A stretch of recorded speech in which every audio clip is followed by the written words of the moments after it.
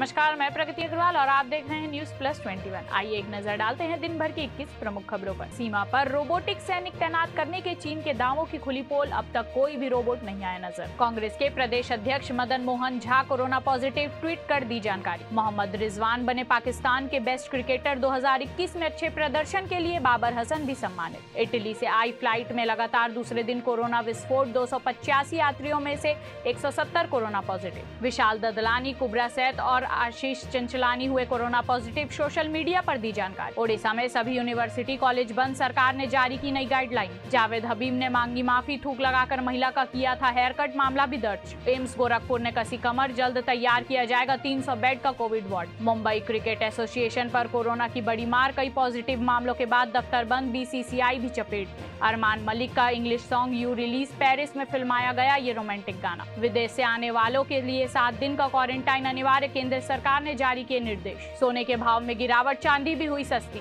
Google और Facebook पर France ने लगाया करोड़ों का जुर्माना। जवाबदेही कानून के लिए निकाली जा रही यात्रा स्थगित, कोरोना के बढ़ते मामलों पर जन संगठनों ने लिया फैसला। पीएम पर खतरा होगा तो पहली गोली मैं खाऊंगा, केंद्र राष्ट्रपति शासन लगाकर पंजाब पर करना चाहती है राज, बोले CM Channi. T20 world cup के हीरो मैथ्यू वेड ने लिया अनिश्चित ब्रेक, बुरे वक्त में छोड़ा टीम का साथ। विराट कोहली की बल्लेबाजी का ऑस्ट्रेलियाई चैनल ने उड़ाया मजाक, वसीम जाफर ने लगाई क्लास। ओमिक्रॉन आने से पहले ही लोग कोविड की समस्या से जूझ रहे थे, ब्रिटेन के रिकॉर्ड 1.3 मिलियन लोग। पंजाब सरकार ने पीएम की सुरक्षा चूक मामले में गृह मंत्रालय को सौंपी रिपोर्ट। उतार चढ़ाव के बीच सेंसेक्स ने गंवाई करीब 400 अंक की बढ़त, निफ्टी 17,800 से ऊपर हुआ बंद। पीएम की सुरक्षा चूक पर कैप्टन अमरिंदर सिंह का कांग्रेस पर हमला, कहा चन्नी और सिद्धू दे रहे गैर जिम्मेदाराना बयान। ऐसे ही तमाम जानकारी के लिए हमारे चैनल को लाइक और सब्सक्राइब करना नहीं भूलें। नोटिफिकेशन के लिए बेल आइकन जरूर दबाएं।